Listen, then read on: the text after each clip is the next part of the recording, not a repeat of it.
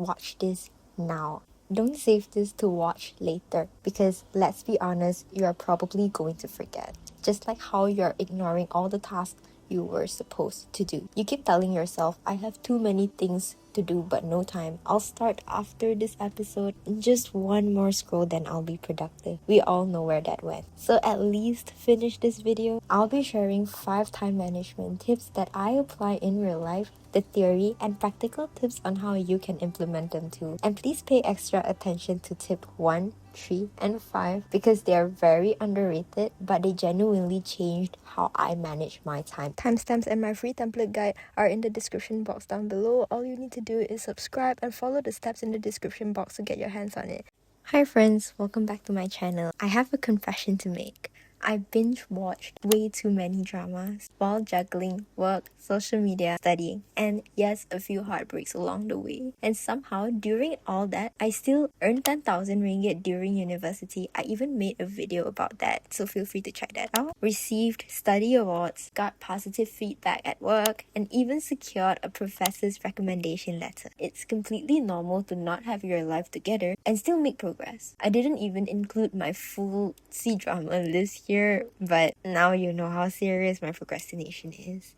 So picture this. You're supposed to get work done, but you feel demotivated, unhappy, exhausted. You're lying in bed all day doing absolutely nothing, yet feeling guilty about everything. And the reason is actually very simple. You don't see the long-term value of what you're doing. If I study today, will I get an A tomorrow? If I work hard today, will I get promoted tomorrow? The answer is no. So naturally your brain starts asking, what's the point? And suddenly everything feels dreadful. So to fix that, here's tip 1, and that is to pay yourself first. You've probably heard this phrase in terms of money, but no one really talks about paying yourself first with time. Instead of earning happiness after productivity, you want to be happy first and let that happiness become your foundation. If you try to find time for most value activities by first dealing with all the unimportant demands of your time in the hope that there will be some leftovers at the end, you'll be disappointed. So if a certain activity really matters to you, a creative project say, though it could just as easily be nurturing a relationship or activism in the service of some cause, the only way to make sure it'll happen is to do some of it today, no matter how little and no matter how many other genuinely big rocks may be begging for your attention. Everything else will then be forced to fit around it. And here are some ways you might want to pay yourself first. Also, feel free to take a screenshot and come back to it later. So here is how I've implemented. Personally, I genuinely enjoy reading. So I usually pay myself first in 2 ways. I either pay myself in the morning, let's say I read a good 30 minutes and tell myself, okay, I've completed my reading, right? Or I pay myself in the afternoon. I call it the afternoon reset. And that's when maybe after doing a full day of work, I tell myself, okay, 30 minutes of reading, and then we get back to work. So psychologically, this works because we burn out less easily, we feel more motivated, and we stop resenting our work. If something truly matters, do a bit of it today, everything else will just adjust. One warning though, I don't recommend watching movie unless you have God-tier self-control, which I absolutely do not have. So remember to know where and when to stop. If something takes 2 minutes, just do it. And that is the 2-minute rule.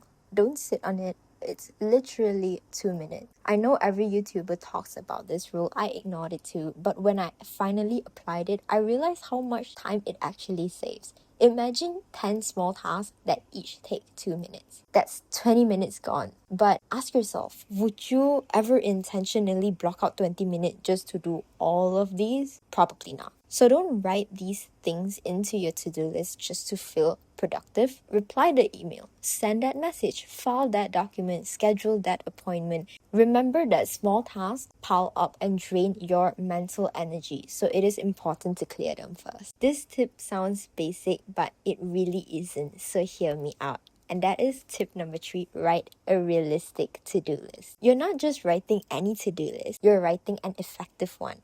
I've been using this method consistently since 2024 and it still works until today. Here's a reality check. If you're writing 10 big tasks every day, you're either extremely delusional or you're about to burn out tomorrow, right?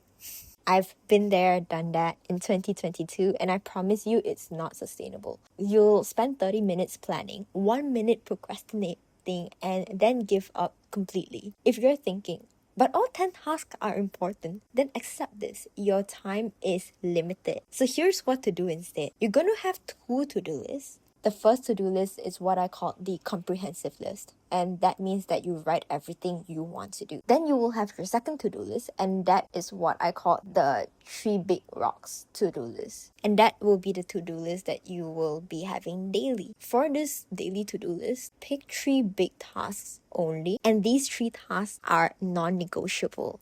And on days where you're really procrastinating, just do one of the 3 items. By clearing one out, you have an extra slot to either do a bit more or simply water a plant. I also use something called the moon system because I was like a huge fan of journaling. So a half shaded moon means half done, a full moon means completed, and a moon with like an arrow, it means that I'll postpone the task. It removes the all or nothing guilt. The thing is that when you look back at all the things you've done on a day-to-day basis, it will eventually motivate you. And you tell yourself, I actually did it.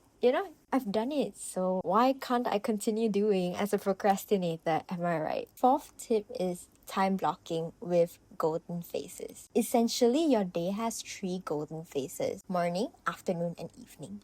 Your most important and mentally demanding task should go into your most productive phase. And here is a sample schedule for you based on this system.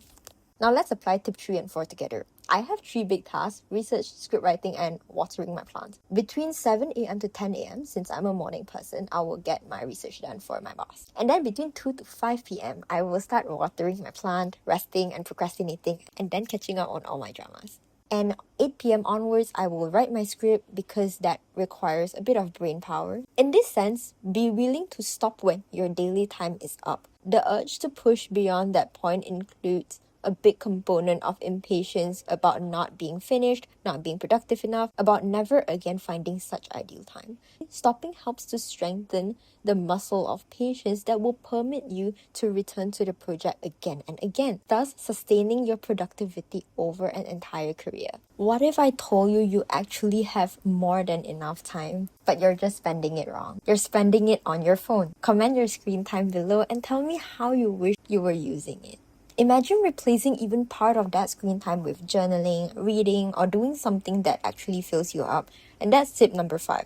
Cut your screen time. If you're an iPhone user, like myself, you can either set app limits or set downtime for yourself. And yes, you can ignore them, but at least you'll be aware. Oh, I watched 10 hours of YouTube. Or, oh, I played 10 hours of games. Okay, time to rest. Time to reset. My friend who recommended this tip to me said, once you cut your screen time on social media, you'll actually realize that you have a lot more time than you think. Here's a list of activities you can use to replace your screen time. So remember, you don't need motivation. You need a system that works even when you're lazy. And if you're still watching, congratulations, you've already paid yourself today. I'll see you in the next one. Bye bye.